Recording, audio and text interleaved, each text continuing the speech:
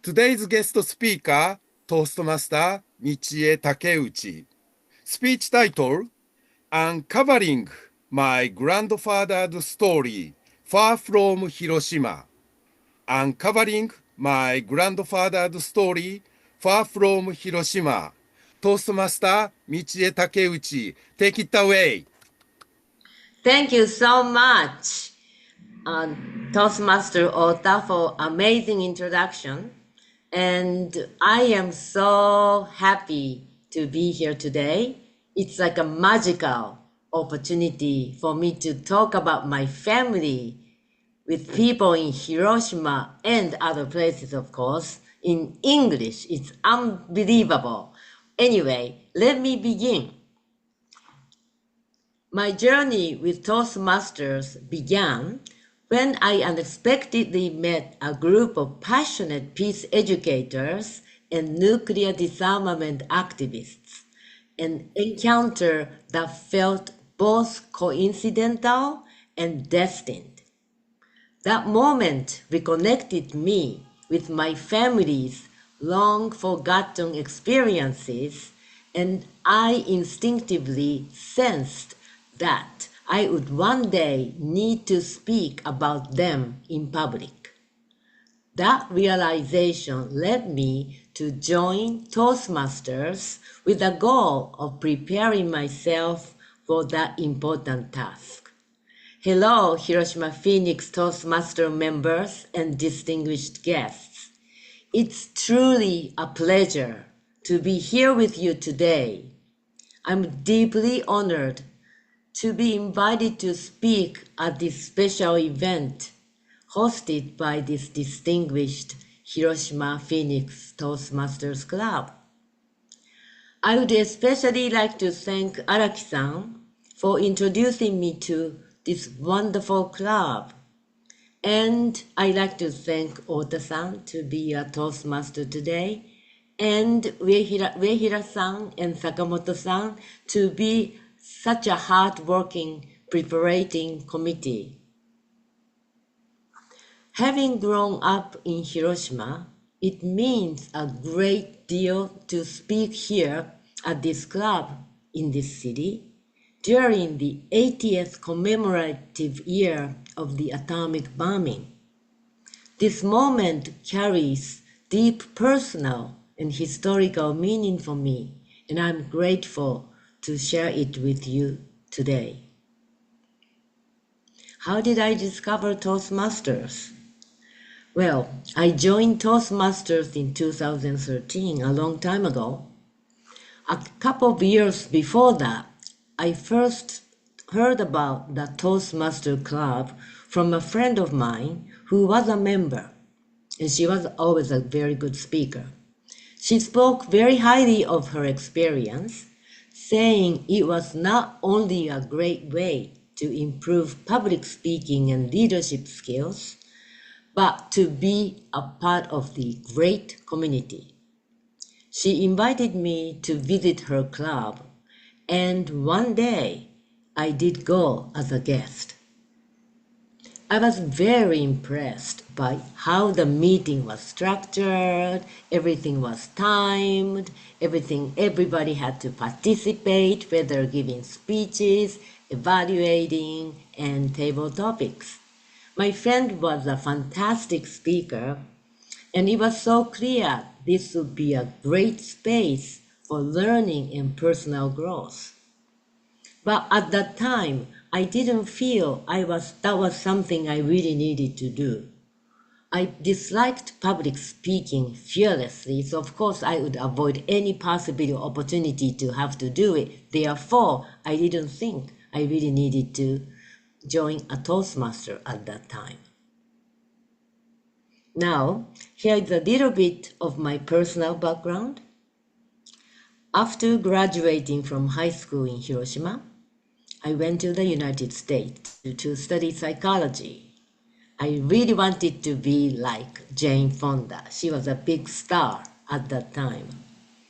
And that was the mid-1970s. And after I graduated I really wanted to study psychology And after I graduated from college, my parents hoped I would return to Japan. But I convinced them to let me stay a little bit longer so that I could gain some working experience in New York. And that decision I made shaped the rest of my life. Luckily, I got an entry-level job working for a large Japanese advertising agency. I was dazzled working in an office in Midtown Manhattan. I grew up in a medical family, so I was not familiar with corporate life. It was so invigorating for me, and I learned a lot working for a big company. I spent my youth building a full and vibrant, fun life in New York. Eventually, I started my own business with a goal to support both Japanese and American companies. I wanted to serve as a bridge between cultures, especially in the business world, as Japan's presence in the United States were expanding through the 1980s and beyond. I was at the right time in New York, I think. Japan's economy was really growing then. Another important reason I chose to become an entrepreneur, to own my own business, was personal freedom.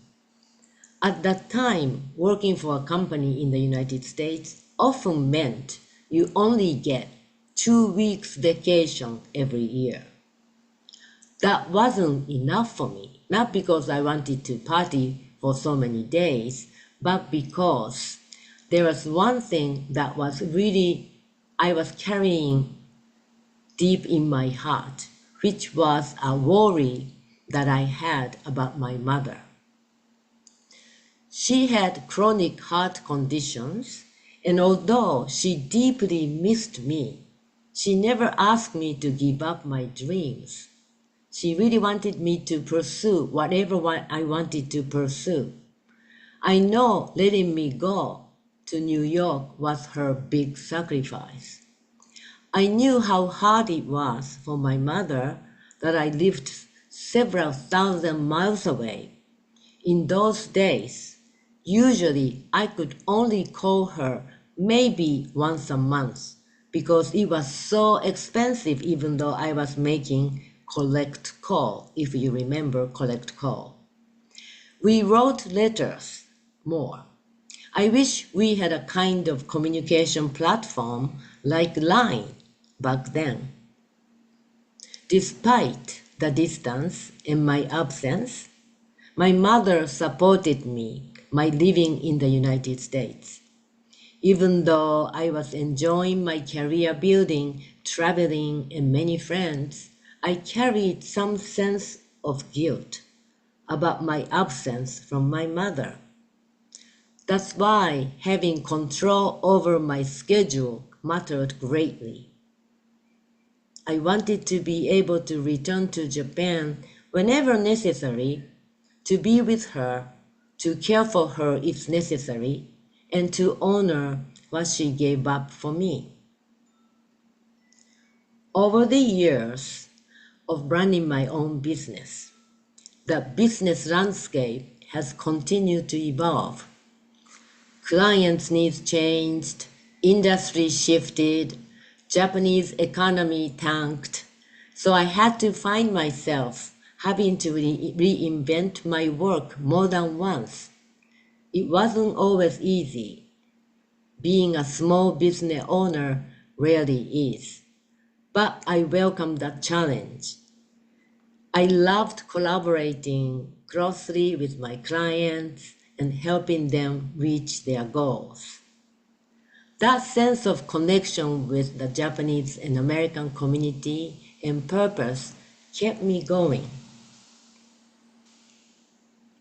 Well, one day in 2010, I received an urgent phone call from my friend who said her neighbor was urgently looking for a substitute pinch-hitting volunteer interpreter in Japanese and English language for the next day. Thank goodness it was Friday evening, so the following day being Saturday, I was able to do it. So without knowing what it was about, because my friend didn't know, I said yes. And I went to that meeting place in Brooklyn. That was how I met the group called Youth Arts New York, a nonprofit organization, and their educational program called Hibakusha Stories. This group, invited Hibakusha, survivors of atomic bombings from Hiroshima, Nagasaki, Los Angeles, Sao Paulo, and Toronto, so that they can speak at high schools in New York City, sharing their experiences directly with the students in New York. On that particular day, they were holding an orientation session with the Hibakusha educators and organizers to go over the schedule. I was surprised to discover that such a program existed in New York City. I had no idea. My eyes wide opened with surprise. Then there was a time when we had to do the self-introduction. Everyone had about 1 minute to explain who they were and why they were there. I still remember feeling a little bit awkward and intimidated. When my turn finally came, I quietly introduced myself, saying I was from Hiroshima too, and that my grandfather and my mother happened to be Hibakusha also. Then I mentioned my grandfather had been the head of Hiroshima Red Cross Hospital when the atomic bomb was dropped. I used the phrase happened to be to imply quite humbly that I was connected to this history almost by coincidence.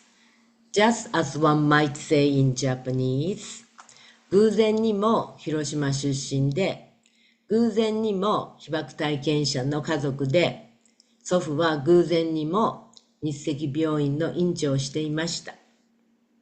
I said that, right? Then I still remember Catherine Sullivan, who is the main organizer and educator, responding with a big smile. Oh my God, this is not by accident. This is destiny. Welcome to Hibakusha Stories, Mitchie. Well, I was stunned and I didn't know what to say. Now looking back, I realize that day marked a turning point. It was the beginning of the third act of my life. It's also through this program I met Setsuko Thurlow. Hibakusha Story was a very well-organized program. I was very impressed by how tireless the Hibakusha were during their 10-day stay, visiting 3 to 4 schools each day. They were all in their late 70s and some are in their 80s of age. Despite jet lag and fatigue, they pressed on and carried on. Their story touched the minds and hearts of American youth. Over the years, the program reached more than 50,000 students in the New York metropolitan area. The students made paintings, kamishibai, and poetry inspired by what they learned from Hibakusha's real stories to share with other students and families who could not hear the testimonies directly. This is when I started to work on my family story too. I did not know much about what really happened to my grandfather. What I knew was almost like bullet points about him and my mother. These are the things I knew. 1. In 1938, my grandfather and his family were transferred from Tokyo to Hiroshima to help build the Hiroshima Red Cross Hospital. 2. He was in charge of the hospital when the atomic bomb was dropped. 3. He was injured and had 7 broken bones. 4.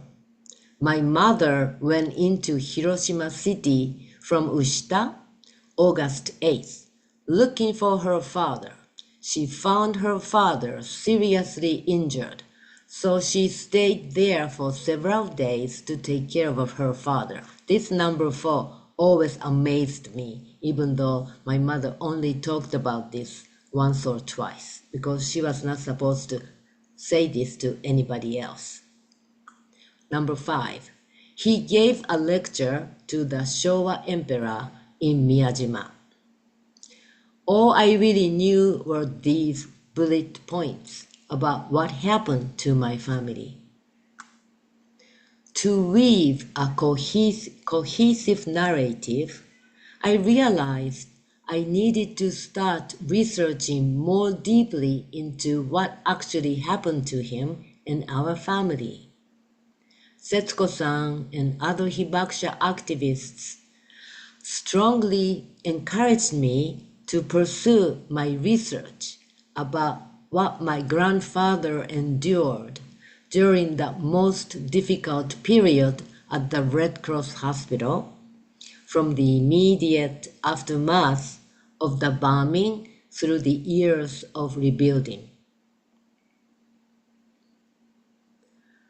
The first opportunity to speak publicly came for me in December 2014, thanks to the support of a group called Swedish Physicians Against Nuclear Weapons. I was invited to share my grandfather's story at the meeting hosted by the Austrian Red Cross Society, where the Red Cross and Crescent Society delegates from all over 50 countries were present. It was my very first time talking about my grandfather, and I was just beginning to find my voice by going to the Toastmasters Club just a year earlier. So you can imagine, it was a huge event for me to participate because I felt I was such a beginner as a speaker, and also I didn't know about my grandfather that much yet. Thank goodness I have joined Toastmasters though, so that at least I knew how long the speech should be and how much I need to pay attention to the audience. But I was so uptight and nervous, and my hands were shaking, and I don't even remember anything what I said. Anyway, so that was my first time of speaking about my grandfather in the big event opportunity. This moment marked the start of my journey to speak publicly about my family's experience and what my grandfather had persevered. So this meeting was happening in Vienna. Then, on this same trip, at the main Vienna conference on the humanitarian impact of nuclear weapons, that happened December 8th and December 9, 2014, hosted by the Austrian government, Setsuko Thurlow-san gave a powerful and deeply moving speech as a guest speaker. Her testimony resonated across the conference hall, leaving a profound impact on government delegates, diplomats, policymakers, academics, and members of civil society.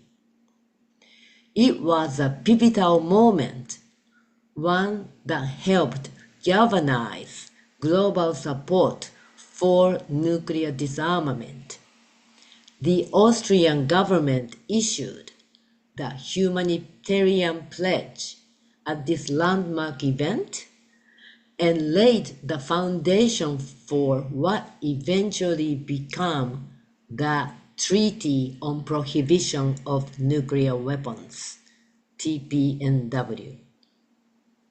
It was during this time in Vienna that the idea of making a documentary about Thurlow-san's life first started to take shape. Because Setsuko-san was constantly on the move, traveling to different countries, meeting people, and sharing her testimony, she is a very dynamic, energetic woman. So her stories was inspiring and moving people wherever she went. So the demand for her presence was growing all the time.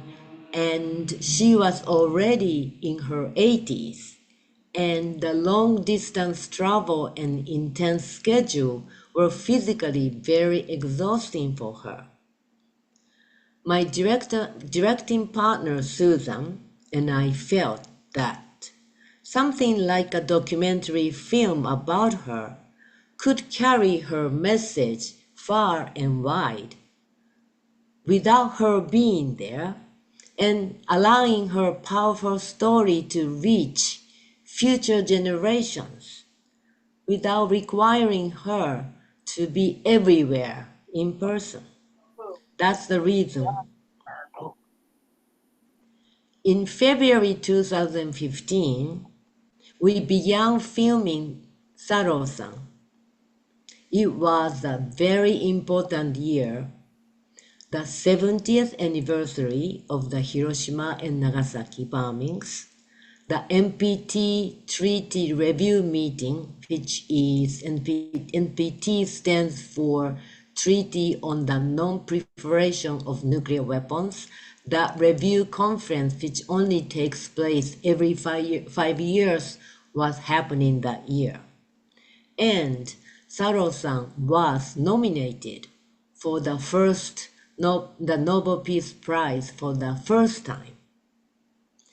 So, with no prior documentary experience, no money, no clear plan, Susan and I boldly, daringly set out to follow Setsuko-san with a camera. That's how the vow from Hiroshima started. Through the filmmaking process, I met disarmament diplomats, scholars, hibakusha, civil society leaders, and medical professionals. Conducting many interviews gave me a crash course in the world of nuclear disarmament, which is rather complicating, I thought. Looking back, I now see how fortunate and lucky I was to receive such an intensive course and eye-opening education. During the production of the film, I had the opportunity to interview this one woman whose name is Catherine Lewand, a passionate lawyer from the International Committee of Red Cross, ICRC.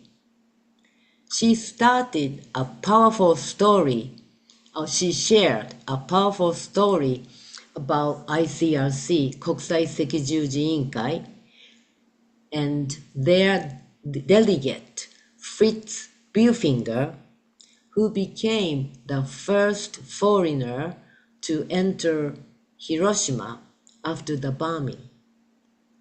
His urgent telegram to ICRC headquarters in Geneva was the first external report on the devastation of Hiroshima, which in turn led to Dr. Marcel Junot's arrival with 15 tons of medical supplies in September 1945. This is a very famous story, isn't it? Through this interview, I came to a profound realization.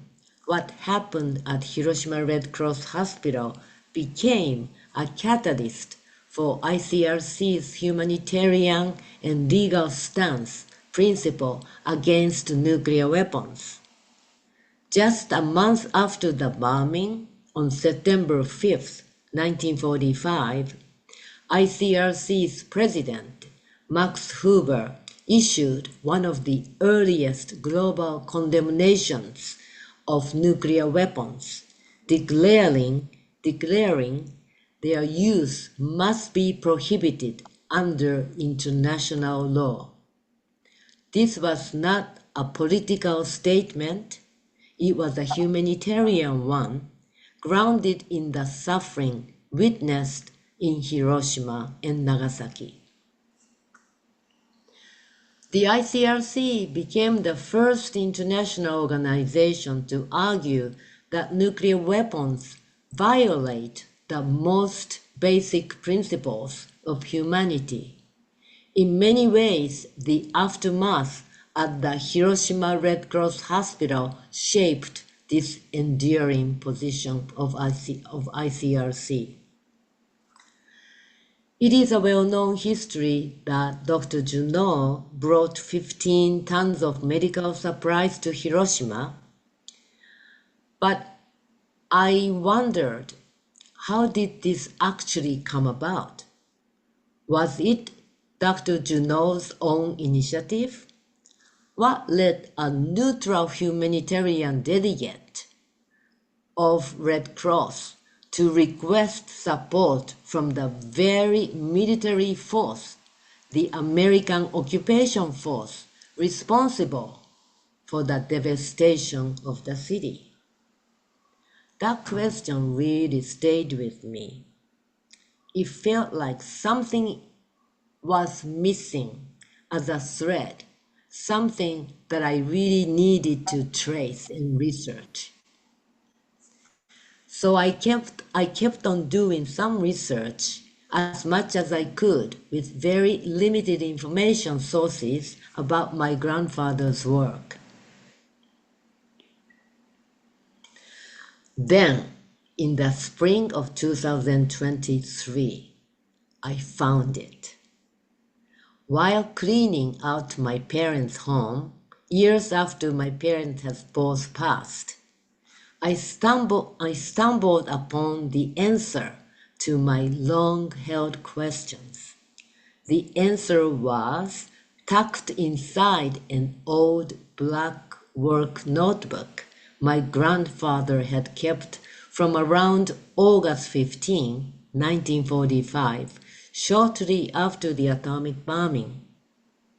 My father, who had deep respect for his father-in-law, my father was Yoshi, so he was my grandfather was Oshuto-san, had carefully preserved boxes of Ken Takeuchi's diaries, letters and medical writings, and even artwork. Some documents dated as far back as the 1920s. It was astonishing that so much had survived, not only the passage of long time, but also the atomic bombing itself. Some pages were faint, written in pencil, nearly lost to time after almost 80 years ago. But as I carefully turned each page, I sensed there something very important is in the notebook. I really couldn't read so much, but I kind of sensed it. These were my grandfather's first-hand daily actions, written in the immediate aftermath of the atomic bombing. Then on one page, I came across a line that caught my attention. It mentioned a visit by Dr. Junot with introduction letter from President Shimazu, who was the head of Japanese Red Cross Society. In January 24, last year January, I decided to share the notebook with NHK. NHK is a public national broadcasting company in Japan. Their team, with deep experience in preserving historical materials, was able to decipher and interpret the aging text. The production team recognized the potential value of these writings and responded with great interest and enthusiasm. Relying on NHK's long-standing relationships with historians and experts who have spent decades compiling archival resources on Hiroshima, they were able to contextualize the contents of the notebook and weave them into a broader historical narrative. As a result, NHK produced a television program titled Hiroshima Red Cross Hospital, The Tower of Life, based on my grandfather's work notebook.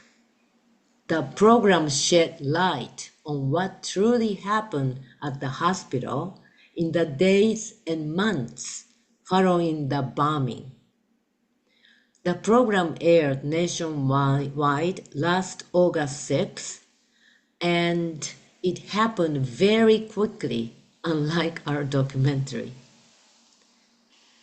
The NHK special program offered me a powerful and sobering window into the immediate aftermath of the atomic bombing. Some scenes were carefully dramatized with actors on recreated sets, and the story unfolded mostly in chronological order. It was strange to see my grandfather was younger and played by an actor. The program portrayed the unimaginable conditions faced by the medical staff at Hiroshima Red Cross Hospital, surrounded by thousands of severely burned, injured, and dying people with no medical supplies or functioning equipment, and dealing with the mysterious illness that no one yet understood by medical professionals. That's namely radiation sickness.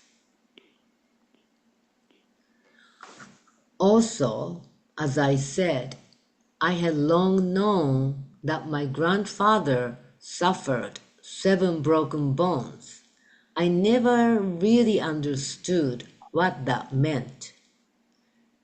And it wasn't until I saw the dramatized footage that I finally grasped the severity of my grandfather's physical condition.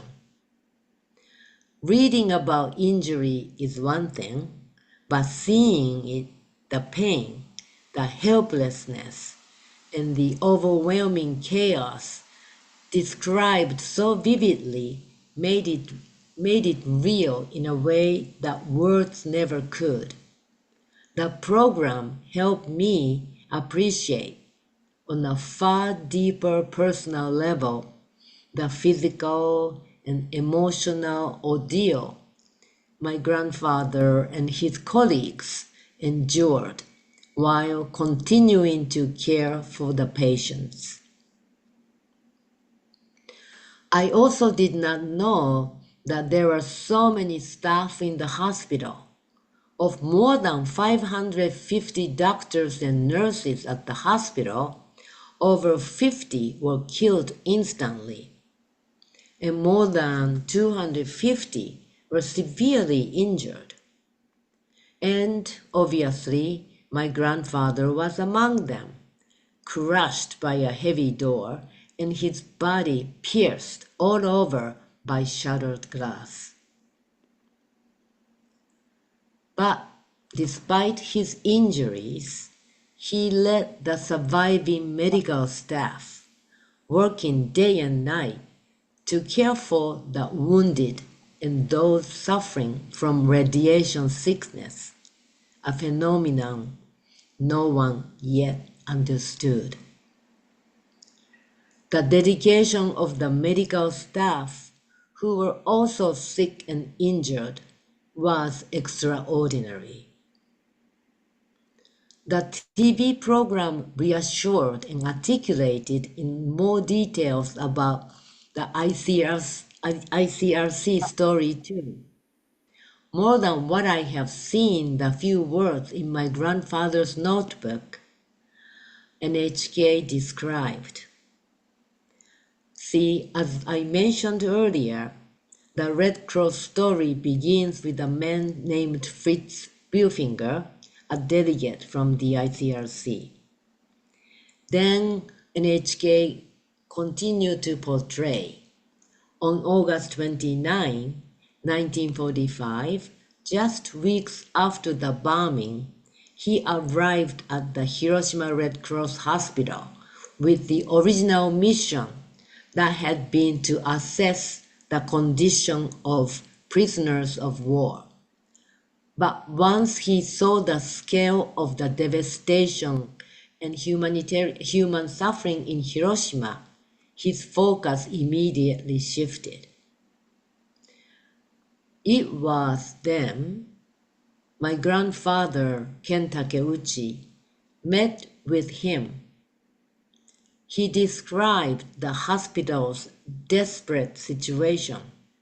No supplies, all the equipment are destroyed, and hundreds of patients with no beds or medication.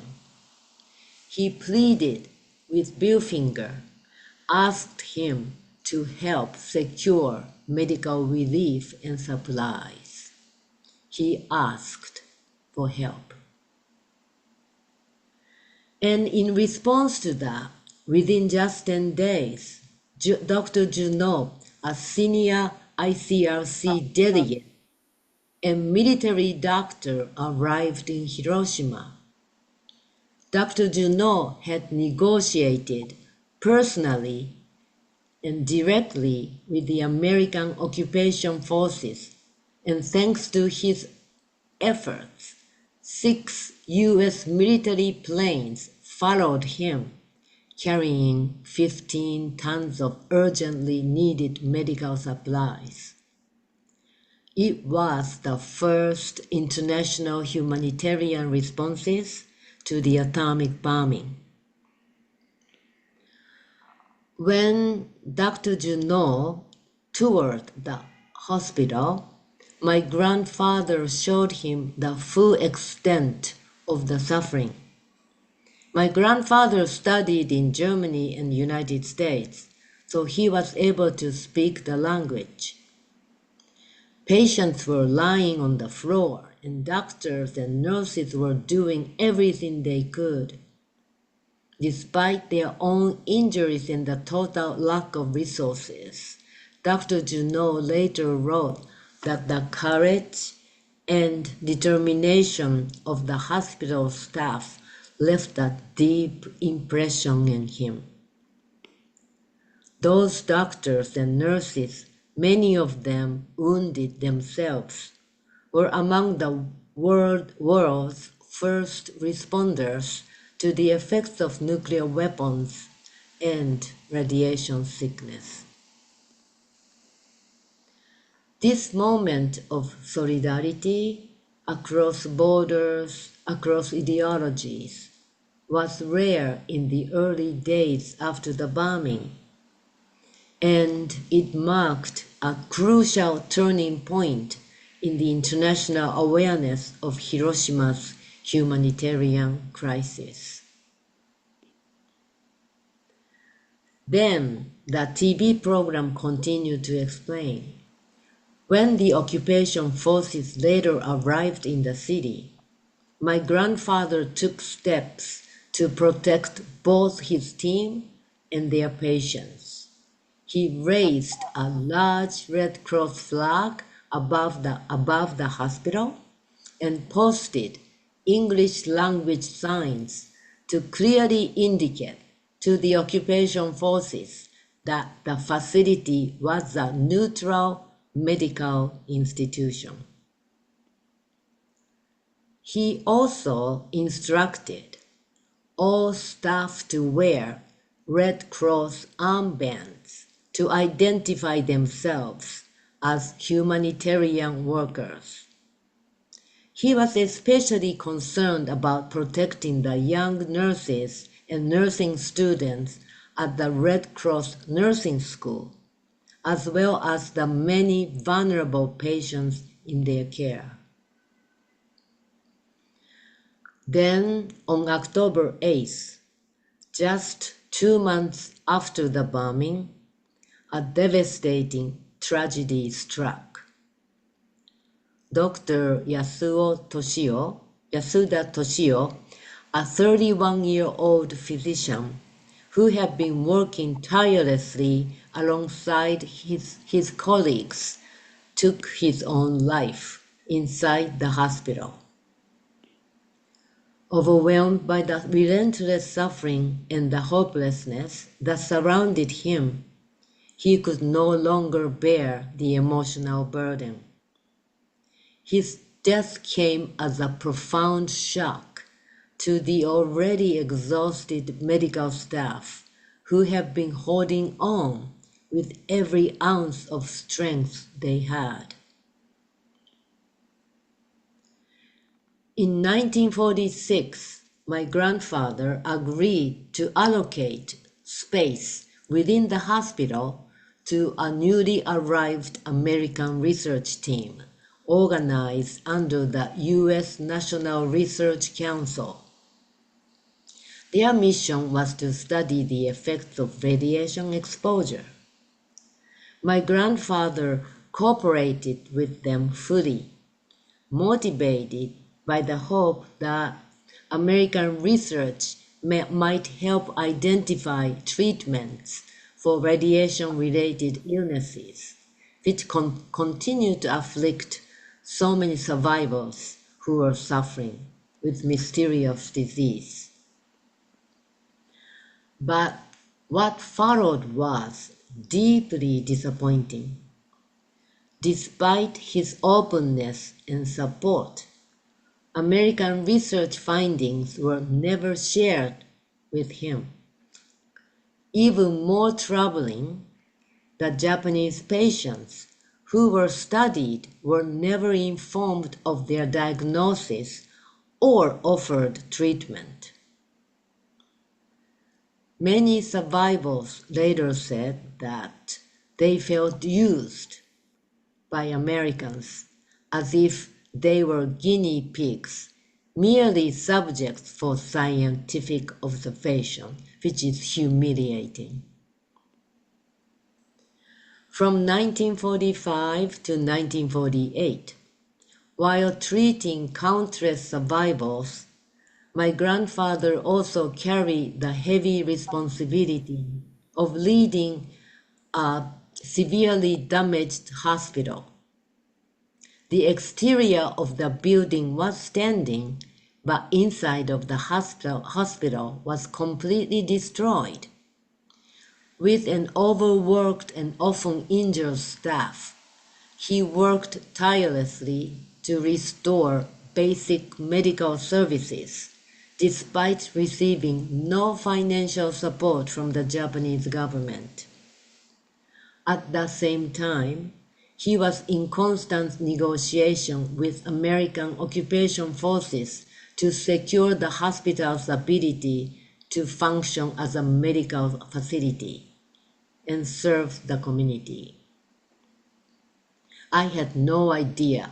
I never thought about rebuilding part of his job. I only was always paying attention to right after the atomic bombing. He remained at his position until the reconstruction of the hospital was complete. Only then, at the end of 1948, he quietly stepped down and resigned. And my grandfather never left Hiroshima.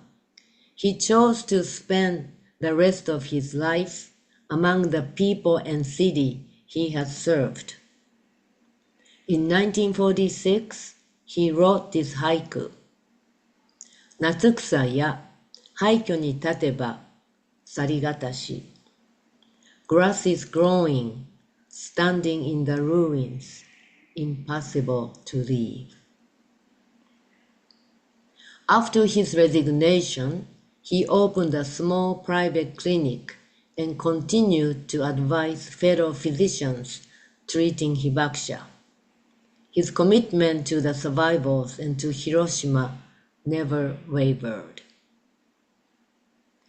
In 1955, my grandfather served as an advisor to Dr. Harada and Dr. Ouchi on the Hiroshima Maidens Project, Genbakotomes Project, supported by American humanists, this was, by Norman Cousins, and doctors and surgeons at Mount Sinai Hospital in New York City.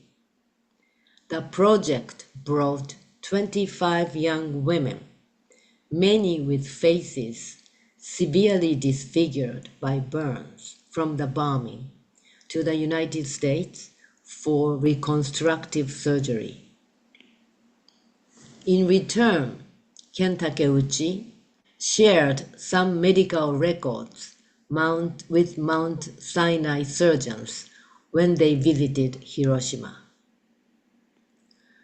Looking back, I remember my grandfather as a gentle, quiet man. He never played with me because I was too young, but instead he loved to sketch and paint. He left behind boxes filled with his drawings. I have 2 of them in my apartment. This was the scenes of the peaceful countryside of Nukushina. Only recently I did realize he painted those 2 paintings in 1947, during the intense period of rebuilding the hospital. Now I imagine that creating these art gave him a moment of calm in the midst of post-war conditions. I wondered what to do with what my grandfather left. That was last year. And I thought Hiroshima Medical Association would be the perfect place. I thought that my father would like this idea. So I donated my grandfather's archives, including his black notebook, to the Hiroshima Prefectural Medical Association. Dr. Matsumura and his staff graciously accepted the materials and hosted an exhibit on grandfather's career last August. I am deeply honored and grateful for their enthusiastic interest and support. What I've learned from the fragile pages of his notebook has given me a deeper understanding of who my grandfather was and what he persevered. For a long time, I could not cry for him, but now, seeing what he had to go through as image, I finally can cry. As we reflect on those who endured the unimaginable, not only the survivors, but those who stayed to care for them, I hope we recognize the strength it takes to meet horror with compassion. By honoring these stories and by listening to the voices of the survivors and first responders, we move forward with memory, with empathy, with a renewed commitment to ensure that such a tragedy never happens again. The NHK broadcast program gave me something unexpected, a more objective perspective on my own family's history. It helped me understand why I must continue to speak about the unprecedented and painful experience of the medical professionals at Hiroshima Red Cross Hospital. Their story is not just part of my family's past. It is a testimony that must be shared. Now, back to Toastmasters. In many ways, I believe, I was guided almost spiritually to join Toastmasters. It was an intuition or instinct I couldn't fully explain at that time, but now I understand. Toastmasters has helped me find the courage and clarity to speak about this history, not only as a personal story, but as a message of humanity. And now, sitting here today with you, the members of Hiroshima Phoenix Toastmasters, I feel something deeply personal. Sharing my family's story in English here in Hiroshima via Zoom with people who may also carry memories of family ties to the atomic bombing holds profound meaning for me. It feels as if my life has come full circle. From quietly holding this history to uncovering its weight in my grandfather's own handwriting, and now to speaking it aloud in the city where it all began. This moment reminds me, we do not carry these stories only for ourselves. Speaking them out loud is not enough. Listening is not enough. Remembering is not enough. We must act. What happened in Hiroshima is not just history. It is a warning, and it is a moral call to say clearly again and again that humanity cannot coexist with nuclear weapons. This is not a political position. It is not. It is a matter of human dignity and survival. Thank you for allowing me to share this journey with you today, and I am grateful to have this opportunity today. Thank you so much.